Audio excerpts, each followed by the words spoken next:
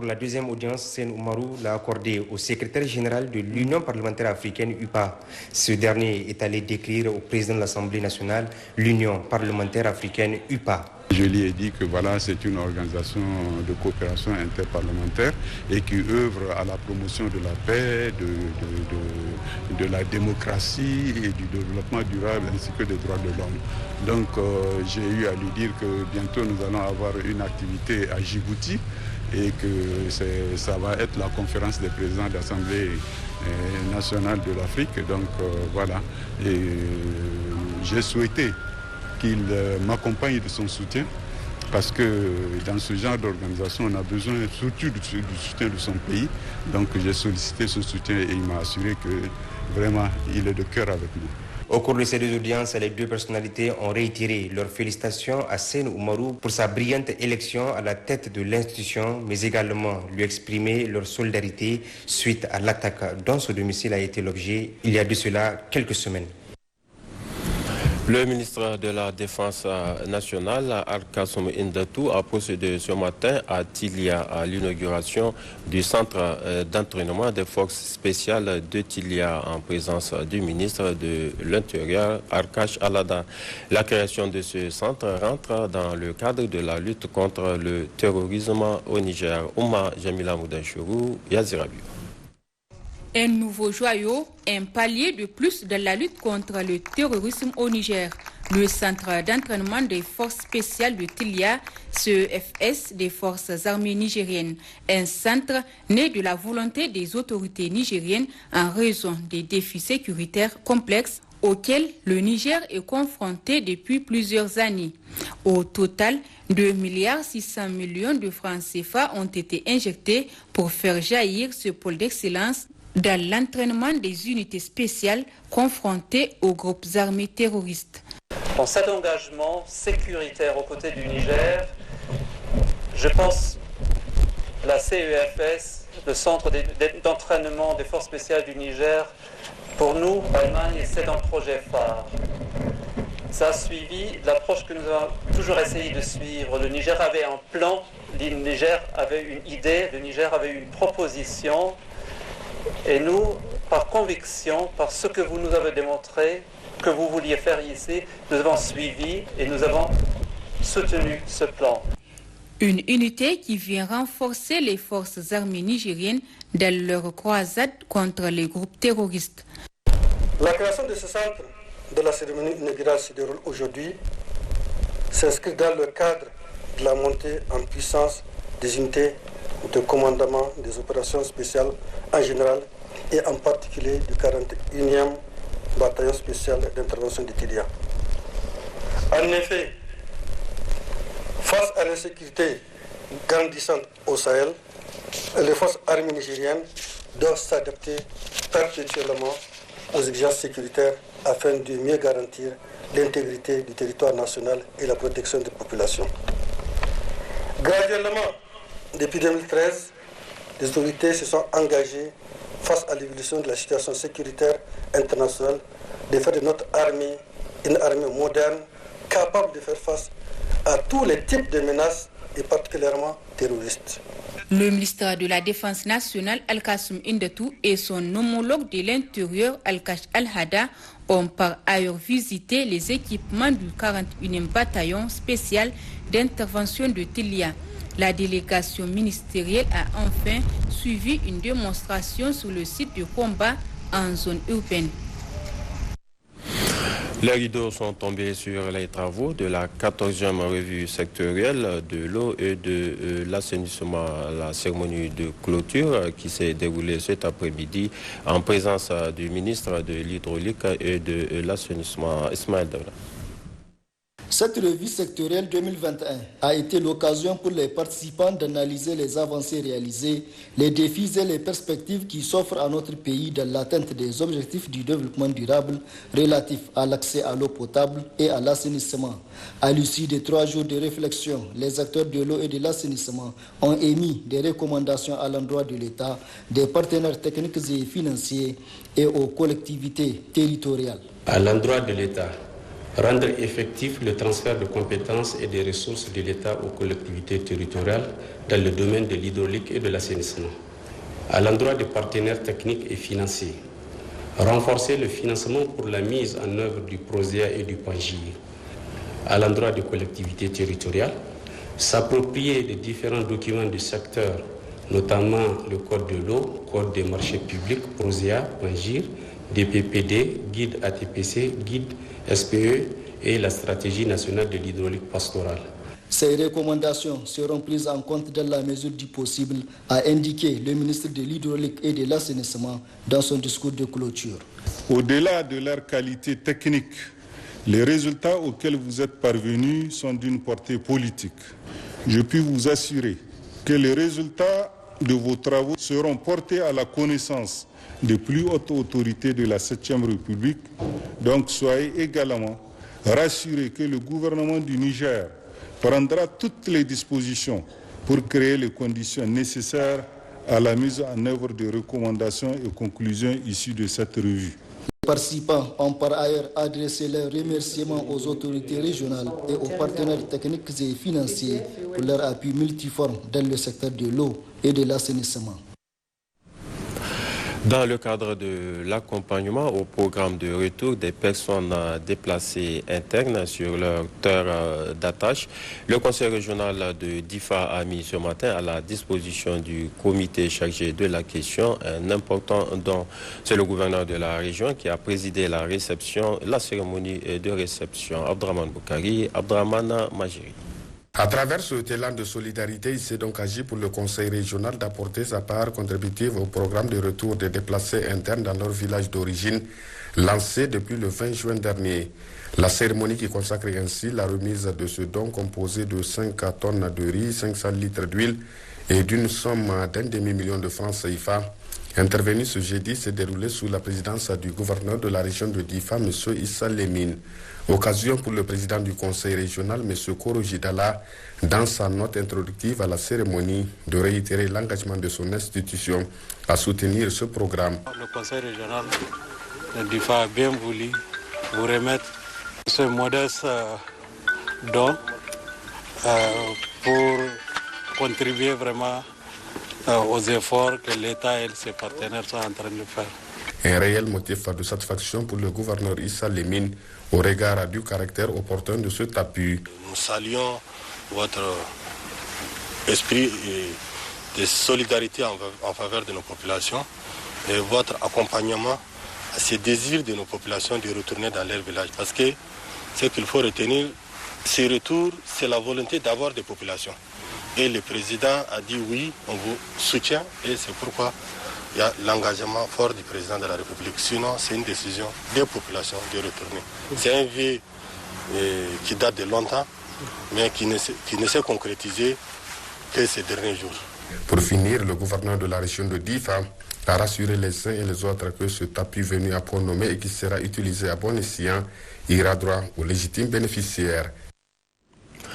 Pour sa part, le gouverneur de la région de Tillabéri était, lui, à Liboré, dans le département de Kolo. Il a accompagné et félicité les populations de Banigungu qui ont réuni une somme de 4 millions de francs CFA pour entamer les travaux de réhabilitation d'une digue de protection. Saïd Soumaïl Ibrahim, Ousmana Sani Abdou. Pour prévenir d'éventuelles inondations et prendre le devant, les populations de Banigungu, c'est dans la commune de Liboré, victimes l'année passée de la montée exceptionnelle des eaux du fleuve ayant occasionné perte en vie humaine et perte de culture, ces populations viennent d'entamer des travaux de réhabilitation d'une digue sur 2 km sur fonds propres. Je voudrais lancer un appel à toute la population de la région de Tillabéri d'emboîter le pas à la commune de Liboré pour véritablement s'engager dans ce genre de travaux communautaires qui va contribuer non seulement à améliorer leurs conditions de vie, mais aussi et surtout contribuer aux actions de développement très chères aux autorités de la 7e République. Du carburant pour 4 millions de francs CFA et un engin mis gracieusement à disposition par un ressortissant de Banigungu ont permis de relever cette digue qui a besoin d'être finalisée. Je voudrais à cet instant remercier, féliciter, encourager cette population pour ses efforts. Nous allons faire des plaidoyers pour appuyer cette population le plus rapidement possible pour que cette digue soit réalisée dans les meilleurs délais. Ce cri de cœur a été soutenu et relayé aussi bien par les populations que leurs élus en vue d'une célérité pour l'aboutissement des travaux.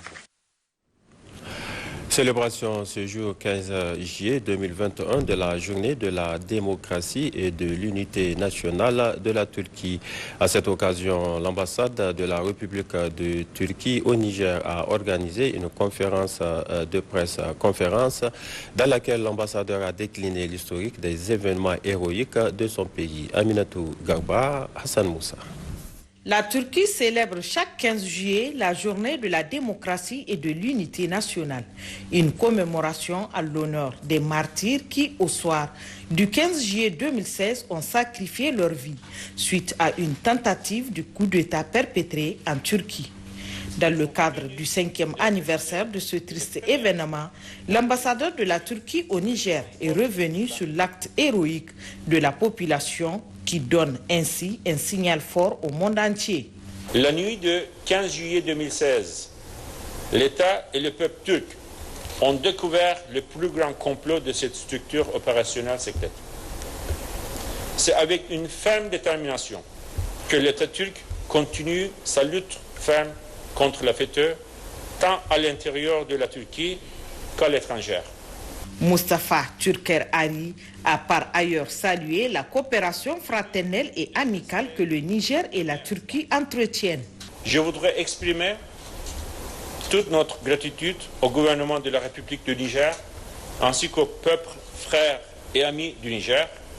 Ils ont tenu de rester dès les premiers instants aux côtés de la Turquie et de son peuple dans la lutte contre la FETÖ. La coopération fraternelle et amicale que les deux pays entretiennent se poursuivra et se renforcera davantage. Pour l'ambassadeur Mustafa Türker Ari, le peuple turc a ainsi montré son attachement à son drapeau, à la nation, à la démocratie, à la liberté, à l'injustice et au dictat.